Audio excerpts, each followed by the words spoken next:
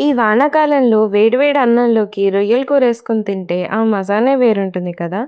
అదెలా చేయాలో చూసేద్దామా? ముందుగా కొన్ని వెల్లుల్లిపాయలు తీసుకొని, వాటిని కచ్చాపచ్చాగా దంచుకొని పక్కన పెట్టుకుందాం.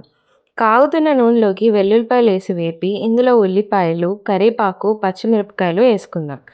తొక్కు తీసి కడిగిన బీరకాయ ముక్కల్ని మనం ఈ మిశ్రమంలోకేసుకొని, ఉప్పేసుకొని కలుపుకొని, బీరకాయ ముక్కలు మొత్తం మెత్తగా అయ్యేంత వరకు మగ్గిద్దాం. ఇందులోకి కడిగిన రొయ్యల్ని తీసుకొని, ఉడికిన బీరకాయ ముక్కల్లోకేసి, కొంచెం అల్లం వెల్లుల్లి, పసుపు ఏసి అన్నీ గట్టిగా కలుపుకొని, రొయ్యలు పచ్చివాసన పోయి ఉడికేంత వరకు ఉడికిద్దాం. ఇప్పుడు కారం వేసుకొని, దీన్ని కలుపుకొని, లాస్ట్‌లో మిరియాలు, ఇలాచీ కొట్టుకొని పొడి జల్లుకుందాం. మీకు నచ్చితే లాస్ట్‌లో కొంచెం కొత్తిమీర తరుగుని మీదేసుకొని పొయ్యి ఆపేయడమే. అంతే అండి. చాలా టేస్టీ అయిన బీరకాయ రొయ్యలు క్షణాల్లో తయారైపోతుంది.